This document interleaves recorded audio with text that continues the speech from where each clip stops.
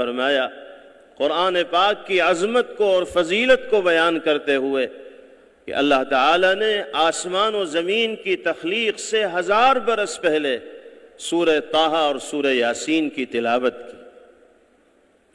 فرشتوں نے آیات قرآنیہ کو سنا تو مچل گئے اور ان کی زبان سے دعائیہ کلمات ادا ہونے لگے۔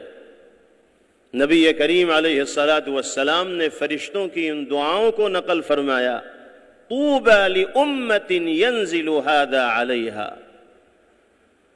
خوشخبری ہو، بشارت ہو، کامیابی ہو، کامرانی ہو اس قوم کے لیے، اس طبقے کے لیے، اس امت کے لیے جس کی ہدایت کے واسطے اس کلام الہی کو نازل کیا جائے۔ دوسری دعا دی، وطوبی لأجواف تحمل ھذا، خوشخبری و بشارت ہو ان سینوں کے لیے جو اللہ کے کلام کی ان آیات کو اپنے اندر محفوظ رکھنے والے ہوں گے۔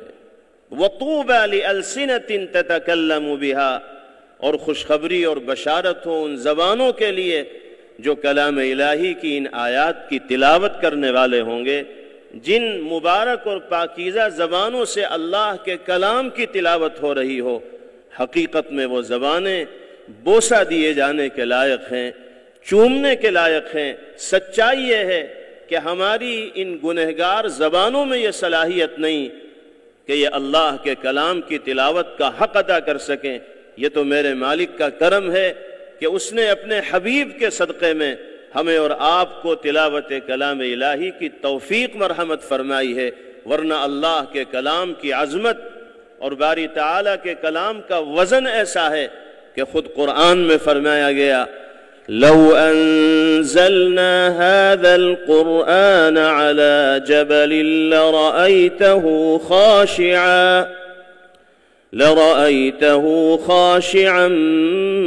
متصدعا من خشية الله، اگر ہم قرآن کو پہاڑ جیسی مضبوط مخلوق کے اوپر اتارتے تو قرآن کی عظمت سے، قرآن کے وزن سے، قرآن کے بوجھ سے اور خشیت الہی سے پہاڑ جیسی مضبوط مخلوق بھی ریزہ ریزہ اور ٹکڑے ٹکڑے ہو جاتی۔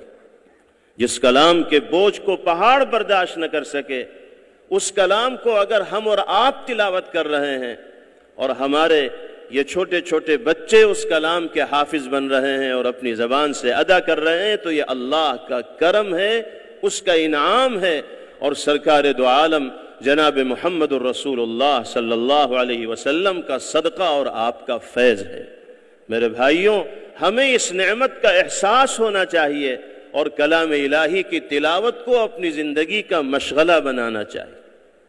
کوئی دن ہماری زندگی کا ایسا نہ گزرے جس میں ہم عظمت و احترام کے جذبات کے ساتھ کچھ دیر کے لیے ہی صحیح اللہ کے کلام کی تلاوت کرنے والے نہ ہوں۔ باری تعالی ہمارے گھروں کو نور قرآنی سے منور فرمائے اور تلاوت کلام اللہ کا عادی بن کر اللہ ہم سب کو زندگی گزارنے کی توفیق نصیب فرمائے۔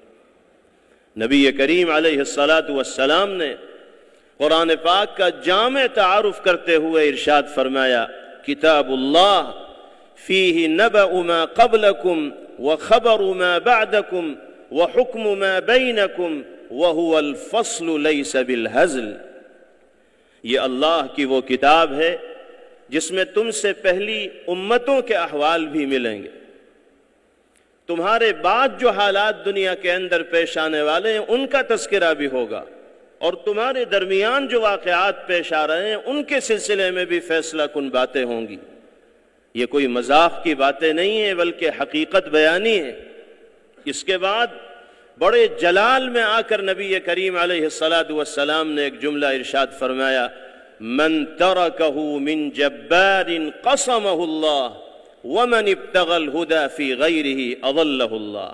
ہر مسلمان کو نبی کریم علیہ السلام کا یہ ارشاد گرامی اپنے دل کی تختی پر لکھ لینا چاہیے اور اس پر غور کرتے رہنا چاہیے۔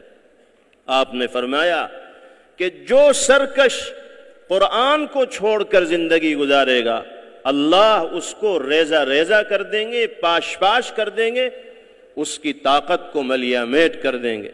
اور جو قرآن کے علاوہ کسی اور راستے سے ہدایت و کامیابی کا متلاشی بنے گا تو ہدایت تو اس کو مل نہیں پائے گی، گمراہی اس کا مقدر بن جائے گی۔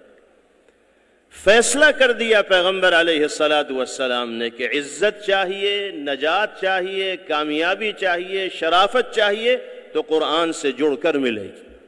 قرآن سے دور ہو کر نہ عزت مل سکتی ہے نہ کامیابی مل سکتی ہے۔ اللہ نے قرآن کو عظمت و رفعت کے آسمان پر چمکتا سورج بنایا ہے۔ مشاہدہ یہ ہے کہ جو قرآن سے جڑتا ہے اللہ قرآن کی برکت سے اس کو بھی عظمت و رفعت سے سرفراز فرما دیتے ہیں۔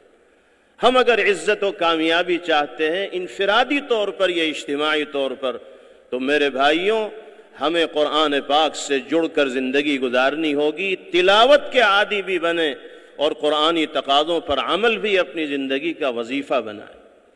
پیغمبر علیہ